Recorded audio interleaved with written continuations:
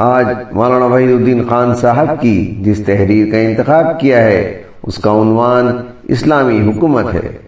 اس تحریر کو پڑھتے ہوئے یہ خیال آیا کہ یہ تحریر ہماری موجودہ صورتحال کی سیاسی خرابیوں کو سمجھنے میں، ہماری فکر کو صحیح راستے میں ڈالنے میں مددگار بن سکتی ہے۔ آئیں اس تحریر کو سنتے ہیں اور سوسائٹی میں ایک صالح اسلامی حکومت کیسے بنتی ہے اس کے لیے اس تحریر سے رہنمائی حاصل کرتے ہیں۔ اسلامی حکومت۔ ایک دفعہ احنف بن قیس خلیفہ دوم حضرت عمر فاروق سے ملنے کے لیے آئے۔ ان کے ساتھ دوسرے رؤسائے عرب بھی تھے۔ دیکھا تو عمر فاروق دامن اٹھائے ہوئے ادھر سے ادھر جا رہے ہیں۔ احنف کو دیکھ کر انہوں نے کہا، بیت المال کا ایک اونٹ بھاگ گیا ہے، میں اس کو تلاش کر رہا ہوں، آؤ تم بھی میرا ساتھ دو۔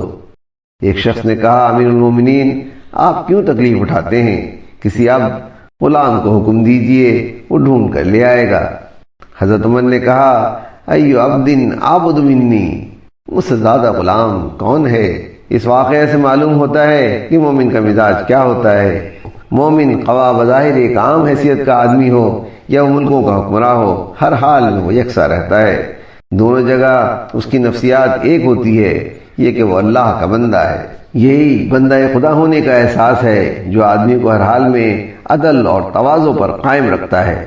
وہ چیز جس کو اسلامی حکومت کہا جاتا ہے وہ کسی نظام کا نام نہیں، وہ حقیقتاً اس قسم کے افراد کا نام ہے۔ جب اقتدار اس قسم کے خدا ترس افراد کے قبضے میں ہو تو اسی کا نام اسلامی حکومت ہے، اور جب حکومت کے معاملات غیر خدا ترس افراد کے قبضے میں چلے جائیں تو اسی کا نام غیر اسلامی حکومت ہے۔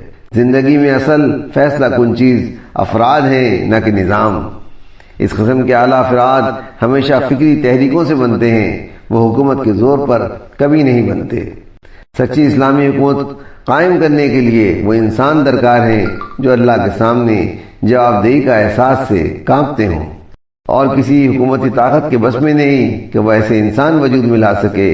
ایسے انسان ذہنی انقلاب کے ذریعے بنتے ہیں، نہ کہ سادہ معنیوں میں سیاسی اور حکومتی انقلاب کے ذریعے۔ یہ سمجھنا کہ طاقت سے ایسے انسان بنائے جا سکتے ہیں، یہ حکومت کی طاقت کا برتر اندازہ ہے اور انسان کی صلاحیت کا کم تر اندازہ۔ حقیقت یہ ہے کہ ایسے انسان خود آدمی کے اندر ربانی انقلاب سے بنتے ہیں، نہ کہ خارجی نوعیت کے کسی سیاسی انقلاب سے۔ تحریر وحید الدین خان، آواز سراج الدین۔